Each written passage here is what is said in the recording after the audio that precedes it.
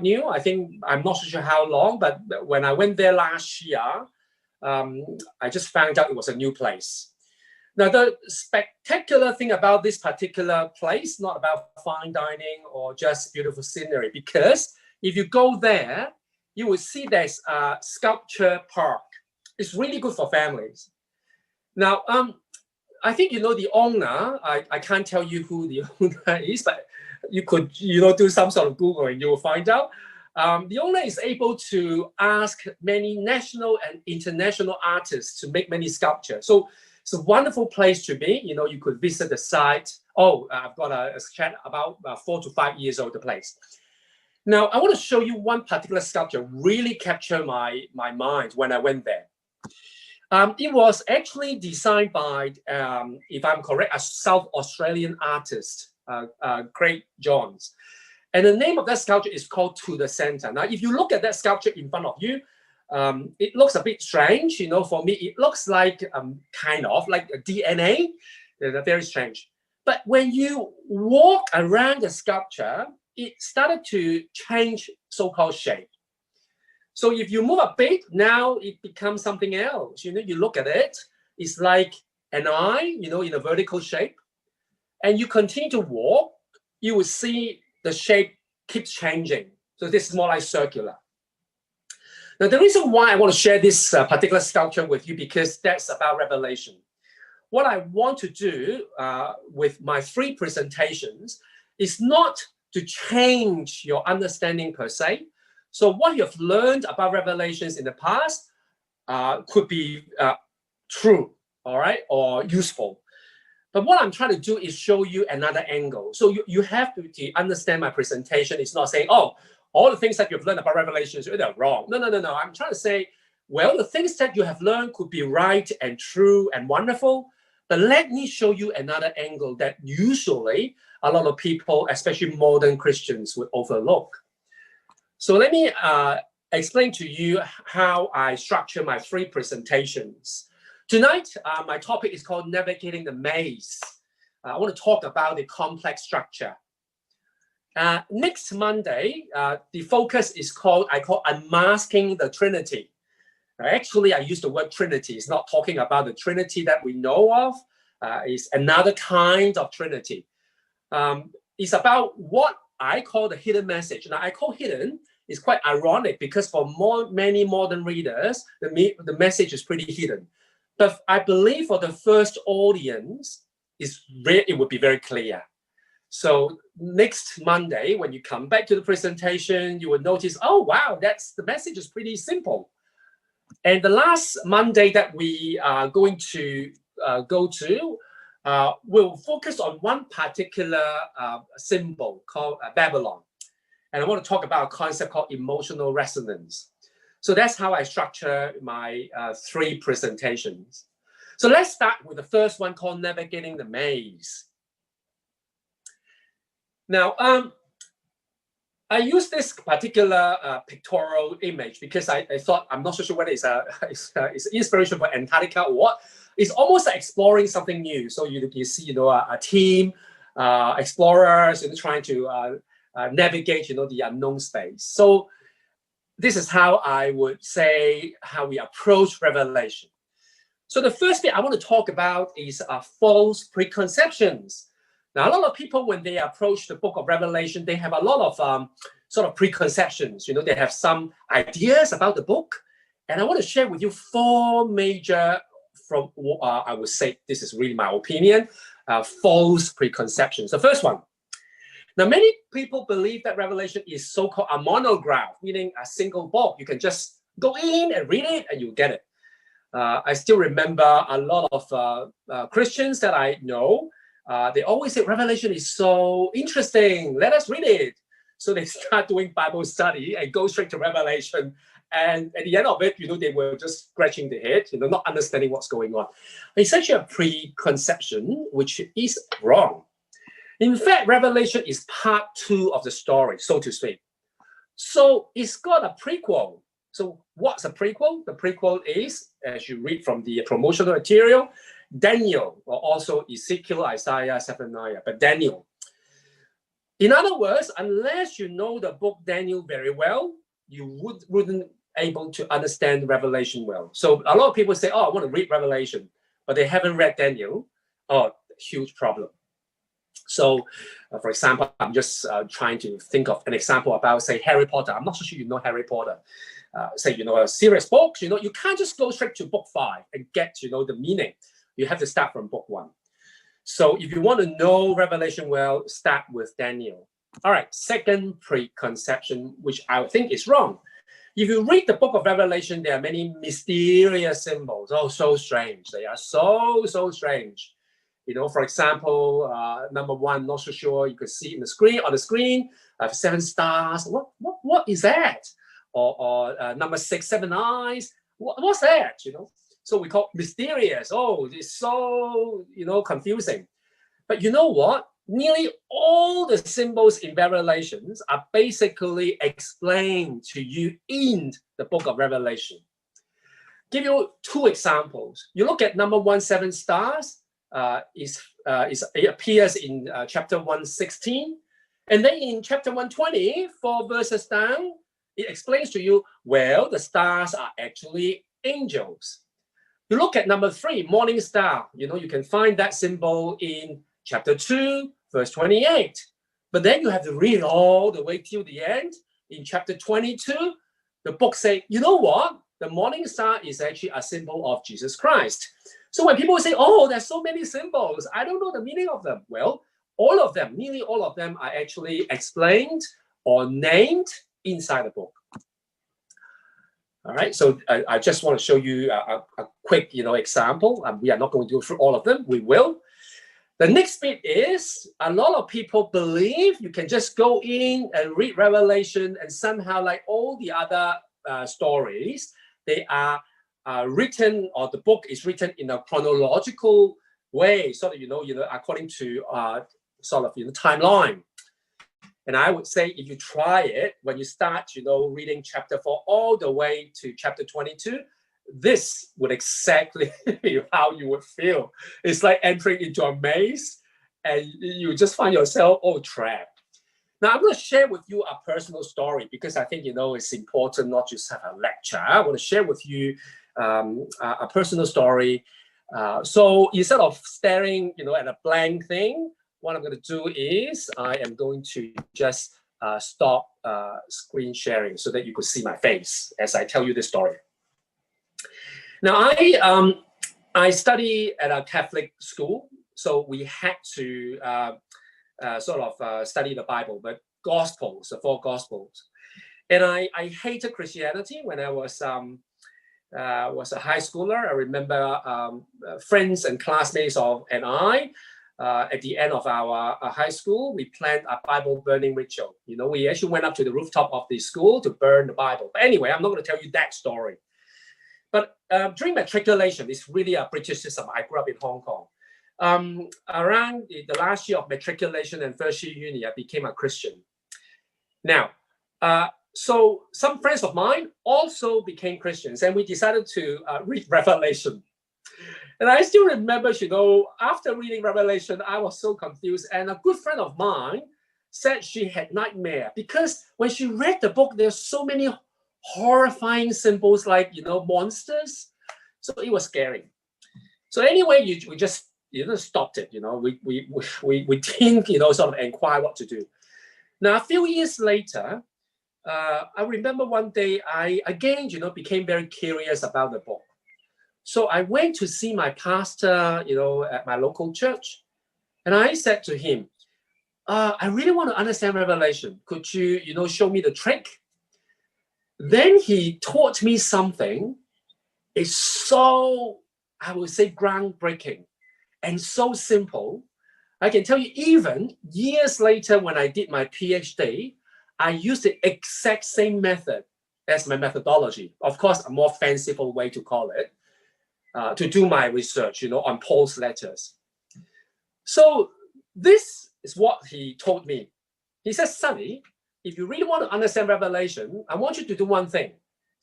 I want you to sit down. I want you to read the book of Revelation at least twice, 2 to 3 times. no toilet break. Now, I'm not so sure any one of you know me well. If you do, you know that I think Claire's introduction actually gave you a bit of, understanding. I try to multitask. I'm not very good at it because I have very short attention span. I cannot sit still. I can tell you a secret. It's not a secret anyway. I cannot sit still for a dinner. Even when I'm having a meal, I have to stand up and walk around. All right. So I cannot. Simply, I can't. So that's why, I would take on a lot of tasks, different stuff. I just love it, jumping from one to another. So when the pastor told me, Sonny, I was pretty young though, Sonny, sit down in one go, no toilet break to read the book of Revelation. I thought, no, oh my gosh, it's so hard. Then I think maybe I forgot, a month or two later on, my father took me to mainland China, in a village. He had a house there. It's not really a holiday house, but kind of. And that was my last time spending time with my father alone. So I remember I went up there because usually we had it, with the whole family, just he and I. And we went up there, and because it's a village, it's really nothing to do. And I brought my Bible. So I decided to practice what, my pastor told me. I sat down, I read the book of Revelation at least twice. I forgot, I think, I read it 3 times. By the second time, I noticed something. It was so striking. My jaw literally dropped. And it unlocked the whole book for me. Now, mind you, I was a new Christian. I had very little knowledge about Christianity, the Bible, even though as I said, I studied at a Catholic school. I didn't bring any commentaries or books about Revelation. I was just reading it. And all of a sudden, I found out something. It was just jaw-dropping. So let me show you what I actually found out as a very young guy, a new Christian. So I'm going to share screen again. Bear with me.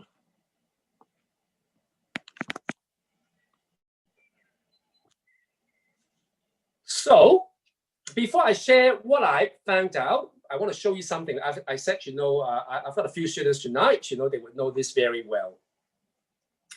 If you read Revelation chapter 1-3 in Greek, let me I have translated for all of you literally. Let me read it to you. This is what it actually says. The one who reads and the ones who hear the words and so on and so forth are blessed. Now, the red bit and the blue bit. The red bit is basically saying the book would be read by a single person. But then there would be many hearers. Now, in the first century or in the early centuries, this was what happened. When a letter or a book or written to a Christian community, there would be one single person reading out and a whole bunch of people as audience listening. Now, that is very important because when they read the book of Revelation, they did not have what we have now called a lectionary reading. They would read it in one go. Now, imagine someone sent you a very important but long letter. Would you say, oh, today I'm going to read one paragraph, tomorrow I'm going to read another one? No, you would just read it in one go. So there are many things you will only pick up when you listen to the letter or the book in one go. As a story, because the author would drop some stuff, sometimes, quite weird. And you would only pick it up if you hear the story or hear the message in one go. So unfortunately today, when we study the scripture, it's only one passage, one chapter, so we don't get it. So as I was sitting down, no toilet break, reading Revelation in one go, I discovered something. This is what I found out. I found out there was a verse, a sentence. It was very strange, but it repeated twice. The first time in chapter 11:19 and the second time in 15:5. And I double checked and I found that yes, it was repeated. And finally, I realized what happened. How come so many people, including I, when I first read Revelation, I got so confused, like walking inside a maze, because that's what happened. The verse or the sentence, I have it here. The temple of God was opened, the ark of his covenant appeared. Very strange. And then the exact same sentence appears in 15:5. You know what's going on? It's actually a digression. If you really want to get the so-called chronological ordered way, you have to skip the digression. Once you reach 11:18, you jump to 15:6. Now, we do it all the time. You know, when we talk to people, oh, for example, yesterday I went to the supermarket, I saw so and so. Oh, hang on, I want to tell you something. I looked at the shelf, I saw this bunny. Oh, I'm just making something up. Now, we do it all the time. We do digression. And then we come, oh, let me tell you about the friend that I bumped into. So this is what happens. So there's so many people are confused because there's a major digression. And that's one of the key preconceptions that people got it wrong. You read the book, like read the gospel, you get it. It's chronologically ordered. It is not. Finally, the last preconception, people always say Revelation is about the end time. Now, I want to make it very clear. In all three presentations, I'm not here to argue for or against whether Revelation is about end time. I want to show you something else exceptionally important that people overlooked. So I'm not saying, oh, Book of Revelation is not about end time. I'm not saying it is or it is not. But I want to show you it is really just about end time. So that's the fourth preconception. All right, so let's move on to the next bit. You know, I hope you are still here. So I want to give you a bit of a basic background. Now, it's really about the book. Why we call the book of Revelation? Because the book begins with these three words, Apocalypsis Jesu Christu.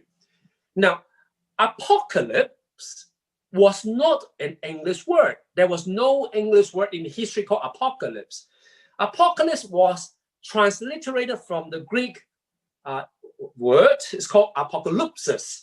And it copied every single letter, A, P, O, and then K becomes C, A, and so on. So it means nothing. But what is the meaning of apocalypsis? Now, apocalypsis is actually a noun, but it carries what we call action. It's an action noun, an action describing an action. And the word comes from two compound, one compound verb, two parts. Apart meaning away from, okay, kalupto meaning cover, meaning something is being covered and then you take away it. So it literally means apocalypse, apocalypsis, the action of uncovering. So the word was used in the early century to talk about, I'll give you some example, like, you know, you want to undress and become naked, you could use that word, uncover yourself, becoming naked. So the word means uncover, uncovering, the action of uncovering. Now, the next bit is for people who have learned Greek. I know for some of you will say, oh my gosh, it's so hard to understand, but I'm sorry, I've got a few students of learned Greek. This is a good way to introduce something that I haven't learned. Now, for those of you who learn Greek, Jesu Christu, Jesus Christ is genitive, meaning of Jesus Christ. But this is a great example of what we call a subjective genitive. What's that? Whenever you have a noun, for example, apocalypsis, which is about action, and then you have a genitive of, and it's not of a non-living being, it's a living being, like a person, then we call subjective genitive, meaning what? Meaning Jesus Christ is actually the subject doing the action.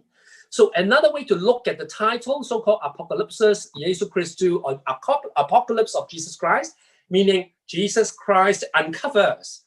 So that's the book. Christ is going to uncover something. All right, next. But later on, you know, theologians today will classify certain literature called apocalyptic literature. Now, it's not about Greek. It's not about the original meaning.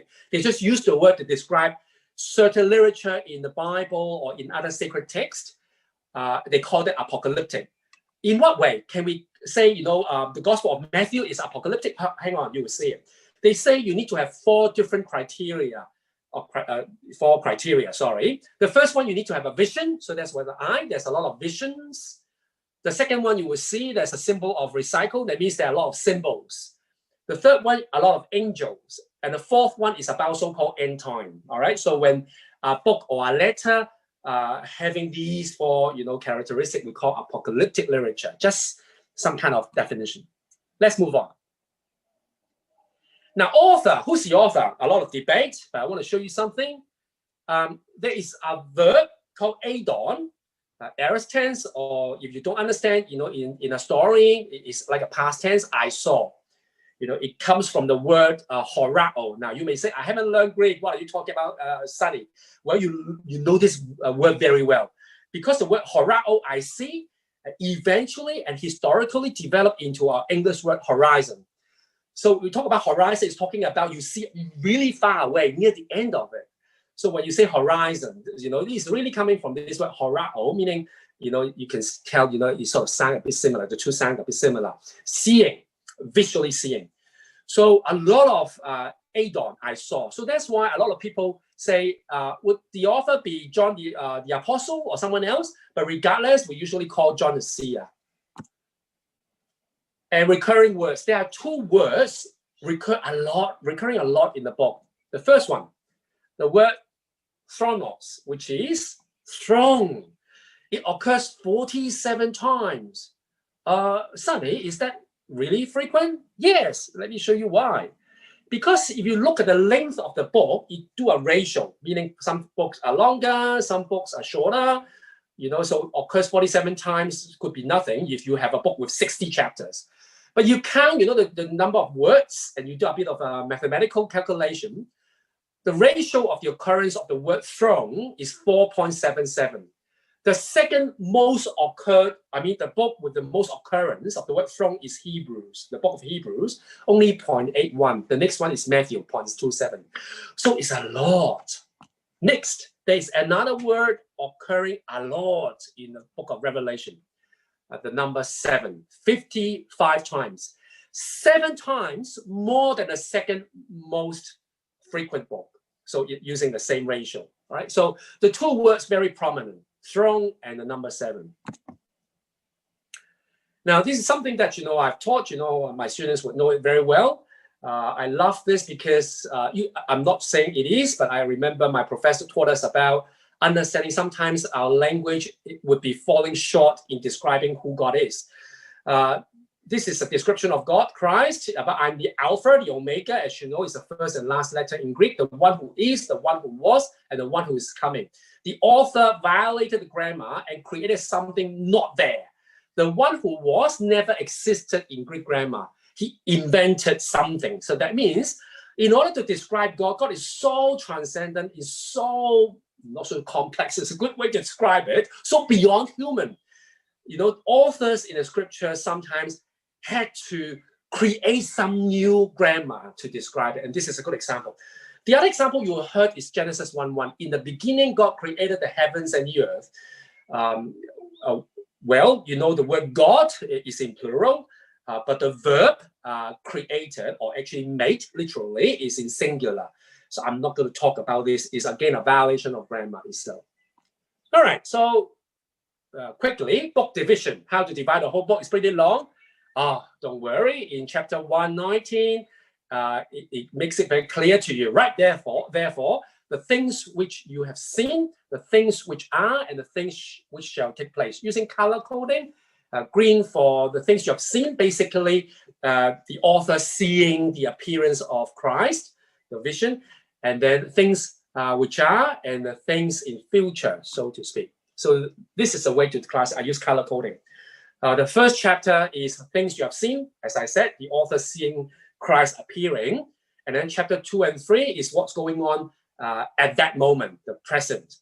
And then chapter 4 all the way till the end is about future. All right, so next, we're going to have a break very soon, so don't worry. Historical background. Now, when the book was written, this guy was the Caesar. It's called Caesar Domitian. Now, you look at, here, the sculpture clearly. I want to say something because it's being recorded. I have to be very careful. Certain leaders in our world today love their hairdo. You can guess who I'm talking about. But the person is not the first person. Domitian was the person really cared about his hairdo.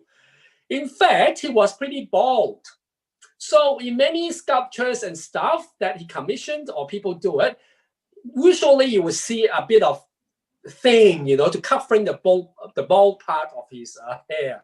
So this is another sculpture which show you that, it's a receding hairline. It's very interesting. Now, traditional understanding of Revelation would tell you Domitian was a cruel and crazy ruler who systematically persecuting Christians, hunting them down, and torturing them. Now, I can tell you by now, you can read a lot of commentaries. A lot of people preaching or teaching Revelation still believe that. But modern historians, I'm not talking about biblical scholars, modern historians actually discredited that. Even though there were records, not a lot, about Domitian being cruel, but those accounts were written by his successors. And usually at that time, this is what leaders would like to do. They try to discredit their predecessors to make themselves looking good. But many other literatures actually prove that Domitian was a sane person. So this is the reason why a lot of Christians still believed, he was a crazy person, because Eusebius in the 3rd century, a Christian historian, also a bishop, insisted that, Domitian was crazy, hated Christian. It's only one person's viewpoint. And since Eusebius, a lot of people copying his argument. But today, many modern historians and anti-scholars would believe that it's not true.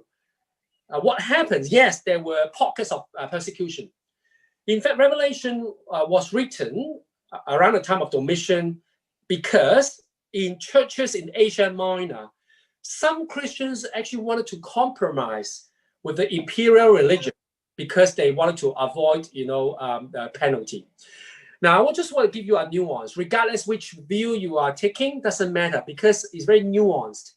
At the end of the day, it's really talking about a whole group of people that are either suffering an active persecution, being hunted down, or if they don't involve in pagan activities, which they would be part of the society, they wanted to withdraw from their social responsibility, not getting involved in the religion, they would be suffering from severe penalty. Not the emperor trying to hunt them down, but rather that's a consequence. But they're really the same, talking about suffering people. All right, so we are going to have a break, and we come back, we'll look at the 7 churches. But before we do that, again, I'm going to stop and allow you to make comments or questions. Now, all of you are muted because to avoid, some sort of ambient noise. But if you do want to ask questions, you can just unmute yourself, and then you can just say, I'll make comments. I hope you're still there, not dozing off already. I can't see any hands. Oh, Rob. Yes. Sorry. Hello there. Hi, there's a view that Nero was a crazy emperor, and that the book was written in the 60s to warn people of the AD 70 destruction. What's your view of that? Okay, very good, Rob. Nero was definitely a crazy leader. So Domitian and Nero would be 30 years apart, roughly. Yes, it's a view, but I can tell you it's a minority view.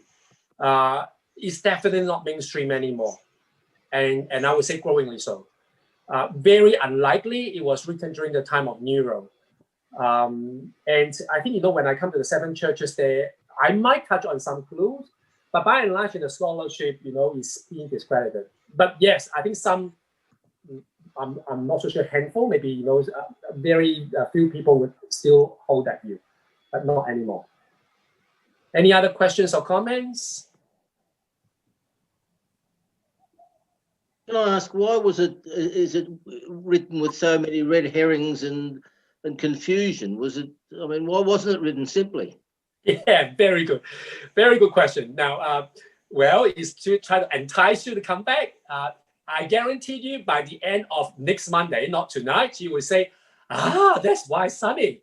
I can tell you the answer now.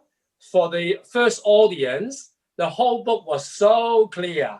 It was so simple. For us, it was so convoluted. But I guarantee that, I can't say 100%. By the end of next Monday, you will definitely appreciate that the book was written in such a brilliant way. It was very simple to understand. In fact, I can give you one example right away. I am going to use that example next week.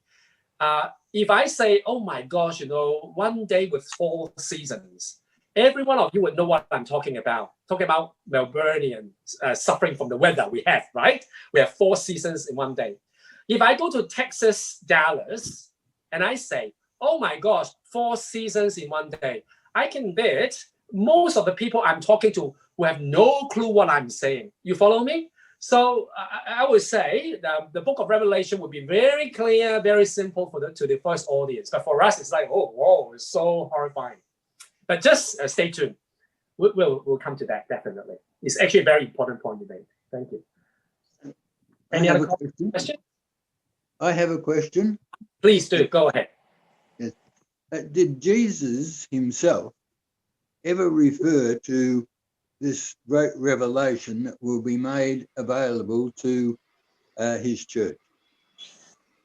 I didn't really get what you... Could you repeat and elaborate a little bit so that I could get your question correctly? Sorry about that. Yeah. Did Jesus himself make any real reference to this great revelation that was going to be made to his church? Yes, thank you so much. Well, you asked a very good question. Well, I hate to say this to you. Again, next Monday we'll come to this. I just hate to say that to all of you. Say, you have to come back. I'm not trying to lure you to come back. I think next Monday we'll actually look at things, and that would be answering part of your question. I think in essence, what you are, not that you were asking that question, in essence, was Revelation, the time when it was written and being delivered, was a message in it new, something really new or not, all right? So we'll come to that, so just bear with me, and next Monday, by the end of it, you say, Sunny, you haven't answered my question, you can raise it again. I'm quite confident you will touch on that point. Thank you. No problem. Any other questions or comments? There's one more thing I want to say to you. Even though in the promotional material, the whole thing would be 2 hours, I tend to make it within 1.5.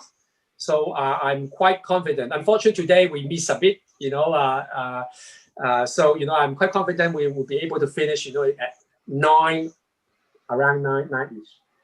So don't worry too much. You're not going to sit here for 2 hours. Now, I propose why not we have a quicker break, because, as I said, because of the hiccup, I apologize, sorry for that. If you don't mind, have a shorter 5-minute break. And then we come back and we'll go through the 7 churches, and that's it for today.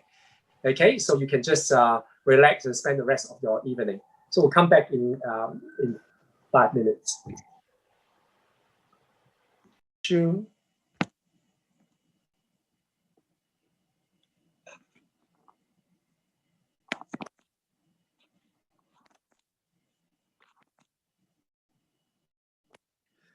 All right, so let's come to the part that we're going to spend the next, hopefully, less than half an hour about the 7 churches. And I think many of you have heard about that, or even studied, or even preached.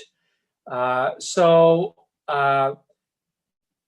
asked how to change the name. It's very easy. Let me digress. If you want to change your name in your Zoom, you click on participant, and you can look at yourself. You click on yourself, there will be an option for you to change name, say rename. So just go to participants. You click on that, locate yourself, click on that. You'll see one of the options called rename. All right. No, it's not there, Sonny. Oh, I'm sorry. Oh, I'm not so sure how to do it though. So sorry about that. All right. So I'm sorry. I just soldier on. So early on, I told you about the chapter division, book division. So the past is about the author seeing the appearance of Christ, and then now it's the middle part. Only 2 chapters. It's about so-called present. And here is about the 7 churches. So this is a modern map. You will see all the modern kind of countries. And the 7 churches were located in what we call today's Turkey. So basically, these are the 7 churches. Now, regardless whether people hold the traditional view about, Domitian, a crazy guy, hunting down Christians, a systemic discrimination and torturing, or the modern view is to warn people against siding with the pagan, the imperial religion to avoid, penalty. They both, in a way, is very similar. It's talking about suffering. So one is an active kind of suffering, being hunted down. The other one is if I become loyal, to my faith, to Christ, and not participating in the pagan, the imperial religion, I would be penalized. So both are about suffering. And I would say when we suffer, including you and I, we normally ask God to do something, right? God, please do something. This is a very common mentality for humanity. So I just want to just flag it because we'll come back to it. Let's look at the 7 churches. Okay, now we are not going to study all the things. I'm going to show you something quite interesting, though. The first church is called Ephesus. If you look at the long message, here is just a snapshot to the angel of the church in Ephesus. Now, for those of you who know Greek, the word angel is actually from the Greek word angelos, literally means messenger. So it's not necessarily a supreme or supernatural being. It's just a messenger of the church in Ephesus. And the message from Christ to Ephesus would be, these are the words of him, Christ, who holds the 7 stars, so on and so forth. And then Christ started to say, I know your works, your toil. So basically talking about people are very hardworking. And then every single message to each church would end with a bit of promise. Look at the promise. To those who conquer, in verse 7, I'll give permission to eat from the tree of life that is in the paradise of God. Now, I want to show you one very important bit about all 7 churches. Each of the churches, when they receive this particular the message from Revelation, they would feel that Christ was speaking to them personally.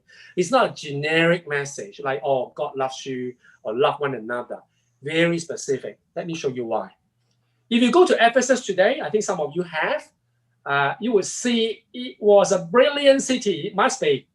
Now it's just remnant. Now, this is actually the front bit of the library. Can you imagine how magnificent it used to be? Just the front wall is brilliant. The whole building gone. You will see this arena. Again, you go to a lot of these sort of ancient sites. You stand on a certain spot, wherever you sit, you could hear the person sing or singing. It's a very good design. It was a big metropolitan city like our city, like Sydney or New York or all the other big cities. Ephesus was the de facto capital of Asia Minor. It was called a supreme metropolis of Asia, where the Roman governor would reside. It was a key trade center. Now, so that's why, when the message about, being very hardworking, and you can imagine if you have been to or lived in a big city, I grew up in Hong Kong, it was truly a metropolitan. If you have been to New York or other sort of, London, people really, they work pretty hard, I would say. So unlike, other part of the Roman Empire, the Greco-Roman world, is much more laid back, not at all. So the message was quite pertinent.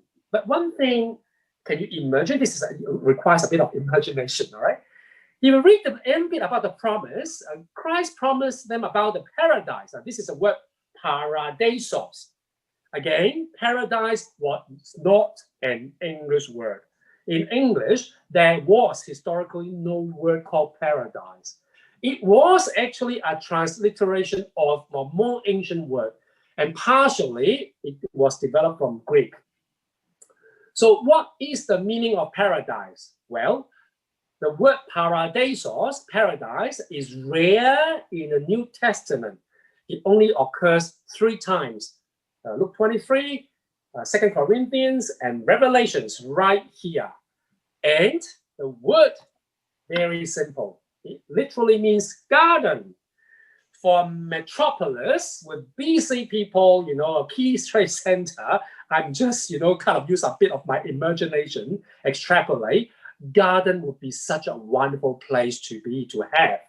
You know, of course, you know, if we live in Melbourne, we have gardens everywhere. So it's very interesting. You know, the message to Ephesus was so pertinent, at the same time so relevant. You know, the Ephesians would feel like, you know, Christ was actually talking to them, because truly they are very hardworking, very busy, at the same time very wealthy. But, you know, a paradise would be a dream thing to have or to live in. Let's move on to the second church, Smyrna. You look at the message. The Smyrna is, and to the angel of the church of Smyrna, and he says, I know your affliction and your poverty, even though you are rich. And then later on, at the end of the whole message, there's a promise. Be faithful, I will give you the crown of life. Now, if modern readers like you and me read it, oh yeah, just another crown of life. Yeah, it's so kind of cliche, you know, it's another Christian kind of imagery, but not for the ancient people of Smyrna.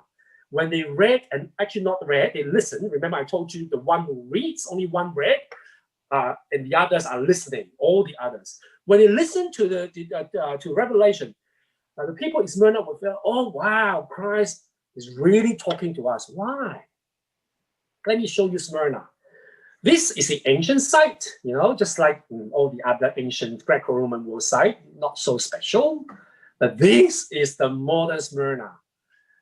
It's a beautiful city, okay? It's Izmir in Turkey. It's a beautiful city.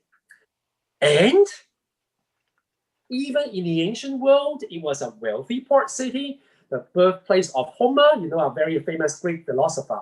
And most importantly, the city was called Crown of Smyrna. Why? Because if you are riding on a boat today even, and you arrive at Smyrna, a port city, you will see this. Smyrna is actually a port city with a curvy shape, and there's a hilltop. So use a bit of imagination. If your boat or vessel is approaching to the port, you look at Smyrna, you see it's like, you know, a semi, I'm not so sure how to describe it, curve. With the hill on the top, it looks like a tiara. It looks like a crown. So that's why the city was called a crown.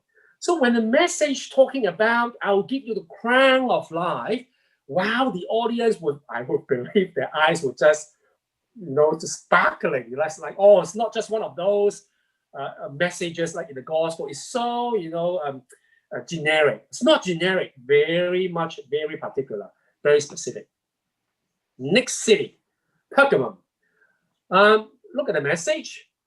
Well, the promise, if you read the promise is to the one who conquers, or to everyone who conquers, I'll give you a white stone, and on the white stone is written.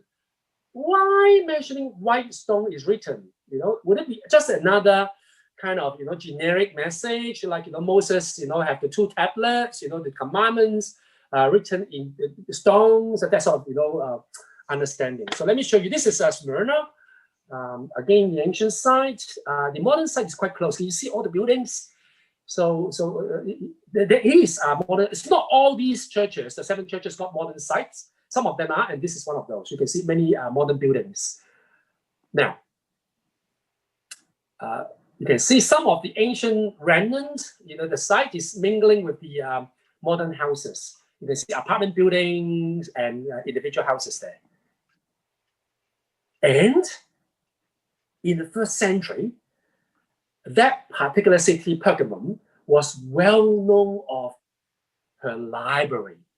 Can you imagine at that time, it had 200,000 volumes.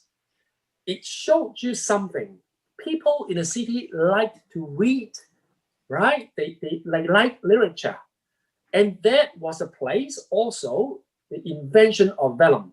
Vellum was a particular leather parchment made by calf. So why making parchment? For writing. But as you know, even your library got, you know, a lot of parchment made with leather. Leather wouldn't, you know, last very, very long. People touching on leather, you know, it would spoil. So, you know, leather wouldn't be, you know, last. It would last a long time, of course. So that's why, you know, writing things on a white stone would be quite a comparison, a much more permanent, so to speak, trying to, compare the two. So, I mean, imagine you were a citizen, in Pergamum. You love reading, and your city inventing, parchment for writing. And you listen to the message talking about writing in stone, a white stone. I mean, you would create some kind of, emotional kind of response, not just about, all kinds of generic message. Not generic at all. Next one. Thyatira. So Thyatira is another ancient city. In the message, describing the Son of God Christ has eyes like a flame of fire, whose feet like a burnished bronze. And for Thyatira, the message is to the one who conquers, I'll also give you the morning star. So what's that? Now, this is the ancient site.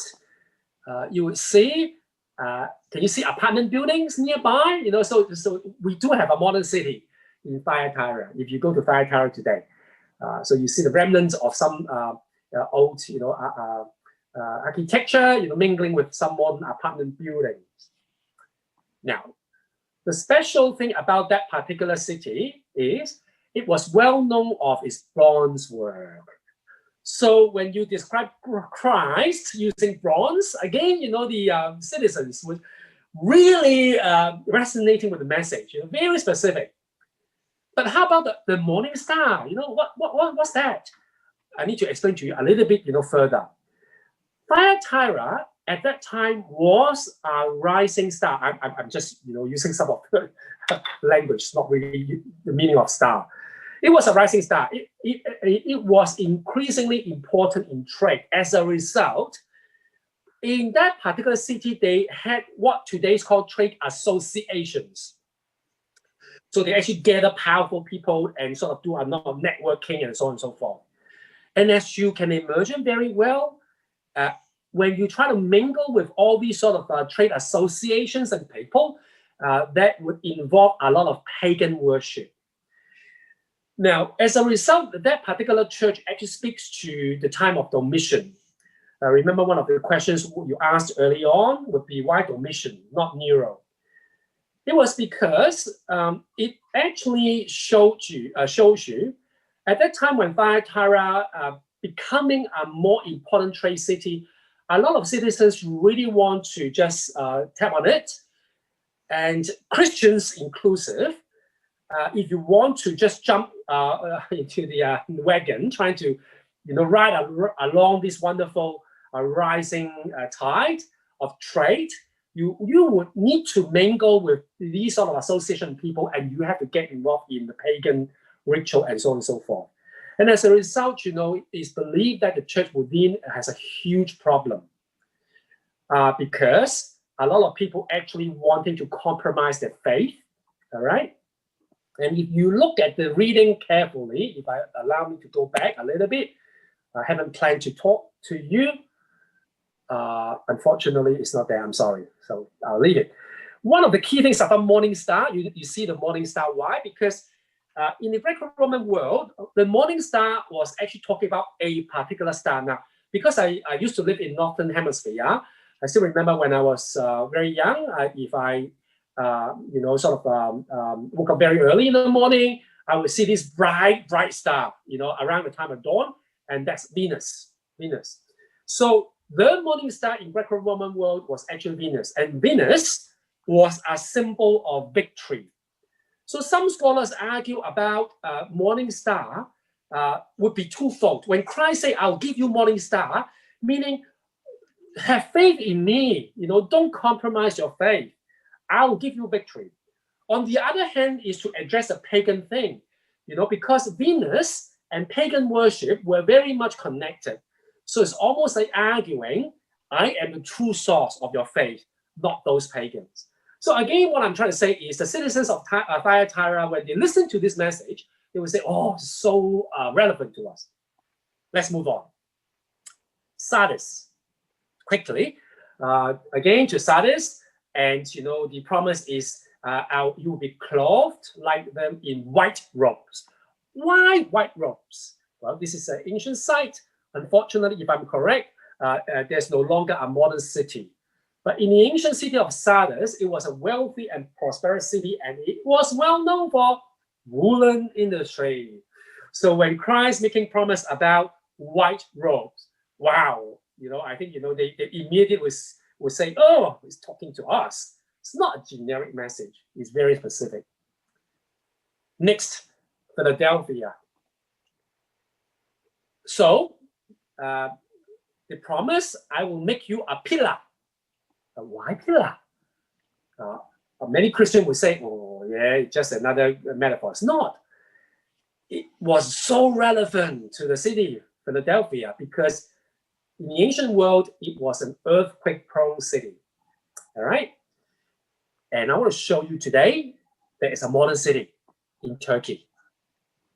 Now, can you see those pillars? All right. You can see, I think there's a building. It looks like a mosque. I'm not so sure whether it is, with a tower. If I show you another picture, can you see apartment buildings, just far north? And then you can see all these pillars. Fascinating, because it was so earthquake prone. When they built the buildings, they actually had these big pillars supporting, their own buildings.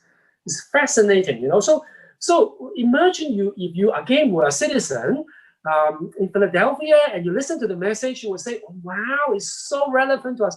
This is so important because I think, if, for example, the message to all the churches are so generic, it wouldn't create so much emotional response. And I think it was so effective, all the messages, because it was so relevant to each of the church. It wasn't generic. Next. Laodicea, the last church. I'm going to spend a little bit more time about this because so many misunderstandings. Now, the church of Laodicea, basically, Christ was telling them off. Verse 15, I know your works. You are neither cold nor hot. I wish that you were either cold or hot. So because you are lukewarm, neither cold or nor hot, I'm going to spit you out of my mouth. All right. When I was a new Christian, I grew up in Hong Kong. I remember I went to a lot of Christian camps and events, and on many occasions they would use Revelation, this particular message, to encourage us. The speaker say, "Don't be like Laodicea." I'm not so sure how to translate because they spoke in Cantonese. It's very hard to translate. Basically, I'm going to do it, but it would sound very strange. Be a hot Christian. I'm not sure whether you get this hot Christian. So meaning what, you need to fire up for Christ, So all the speakers will say, fire up for Christ. Don't be a lukewarm Christian.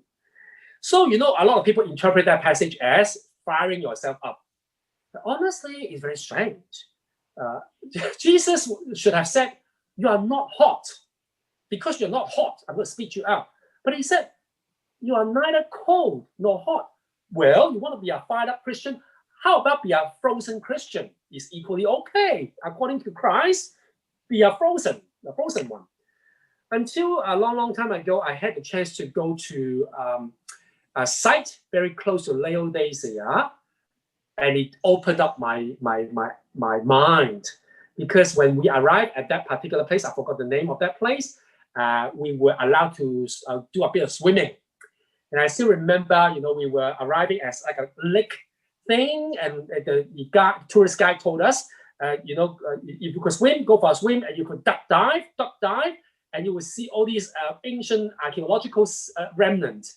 So I did swim, and I duck diving. I saw, wow, the broken pillars. It's wonderful. But one thing struck me was when I was swimming, of course, you would too sometimes, I swallowed a bit of water. It was so bitter. Then I learned the water in that area are basically mineral water. They are not hot spring. Okay? So what Christ was talking about in here is not about temperature. The people in Laodicea would understand what the message is all about. It's not about temperature. Because hot water is hot spring. Cold water would be usually cold water transporting to, or water from the well or whatever. The lukewarm water was exactly the water quality of the water around that region. Full of mineral, is very bitter. That means it's impure. You cannot drink it. So I want to clarify one particular point about lukewarm. Is not about temperature. It's being impure, impurity, too many substances. All right, next. For you say I'm rich, but actually you are blind. You see the blue words. So let me show you something about. This is a site. Again, I couldn't find a modern site. I think there's none. But in that century, it was well known of banking industry. So you can imagine pretty wealthy. That's why they are rich. Black glossy wool, and they were famous for inventing this particular powder for eye defects. So that's why Jesus said you're blind. All right, so look at the promise. I counsel you to buy me gold. As a banking center, they would have plenty of gold. All right, and then they talked about white robes again. The black glossy wool, and then I'll give you ointment to anoint your eyes. So you see, it's a lot of relevant things that would, for the citizens in Laodicea, would just get it. The water was impure because of mineral. They had to rely on transported water. They got plenty of gold. They got very famous eyes ointment. Finally, I want to just touch on one thing quickly. The last part is I reprove and discipline those whom I love. All right, be earnest and repent. Listen, I'm standing at the door knocking. It's very funny. It's a church. And where's Christ? Outside the door. Can you imagine that? So Christ is knocking on the door. I want to talk about the word love, which I think my students would know it very well. They just did the exam a few weeks ago. I want to clarify, one huge misunderstanding. I use every opportunity to do it. So some of you have listened to my podcast, a month ago, maybe. You might, just relearn it again. Sorry, bear with me. In Greek literature, there are many, a lot of people say there are many words for love. Honestly, if you go through all the Greek literature in the first century, it's not a lot of words. Yes, there could be many words. They say 5, but the frequent ones would be 3. Agapao, phileo, and rao. Okay, agapao is a verb for the noun, which you know very well, agape. And today, a lot of people say agape means holy unconditional love in the New Testament. This is rubbish. So let me show you the meaning of agape. So in the literature in the New Testament, when you use the word agape or agapao, meaning what? For example, A loves B. Then the quality of the love solely depending on A's character. If A is a wonderful person, the love A produces will be wonderful. If A is a selfish person, the love that he or she produces will be selfish, all right? So it's one-sided. Rao is the opposite side. So that's why we have the word erotic. The love depends on B's attractiveness. It's nothing about A. B is so attractive. So that's why, B is being loved by A. And phileo is in between. So that's why mutual love. So the word is used for philos, friendship. So we say, oh, he or she is my friend, meaning what? We have something mutually appreciating. So mutual enjoyment is a connotation behind it. Agape is not. In the New Testament, agape, agapao, is used for God to describe God's love for believers and non-believers. But you know what? When you read the New Testament, the word phileo, talking about mutual enjoyment, if the word is used to describe the love of God, it would only used to describe God's love for believers. It never used for once in the New Testament. Quickly, why agape becoming wholly unconditional? Because later on, when church fathers quoting the New Testament, using it, it changed. It became, later on in the centuries, try to use it to exclusively to describe God's love. That's why, yes, agape is wholly unconditional, but not in New Testament, but in a later age. So that's why there's confusion. Quick example, John 3:16. For God so loved the word love, agapao, agape. Read further, you see, but humans loved darkness more than the light, meaning more than Christ. guess what? The word is also agape, agapao. So just want to show you a big, huge misunderstanding. So what's the point? The point is, even though the people really keeping Jesus outside the door, but I love this metaphor. So many Christians today have so much guilt and shame. You know, I've talked to you, you really talk to a number of Christians, there's so much guilt and shame if they confess to you. You know, as a minister, I have the privilege to listen to so many stories of people, life journey, and so many people harboring guilt and shame. I love this passage. It's so interesting. Even a church rejecting Christ, and Christ is outside the door, but what Christ say, I love. And the love is not the agape, right? It's something saying, but I enjoy your presence.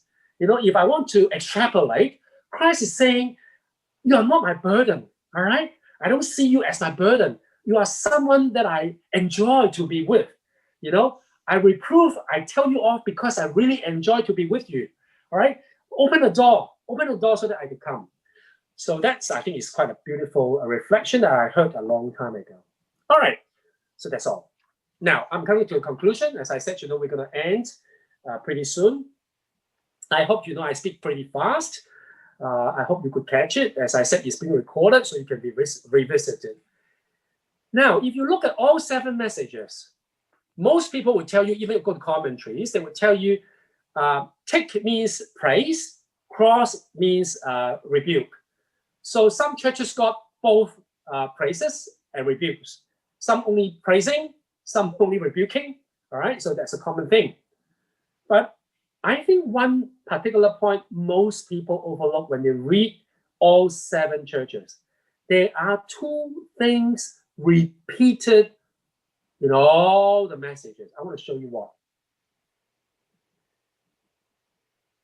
There is a word called oida. Every single message begins with oida. Now, I haven't taught my students, even though they have learned the verb.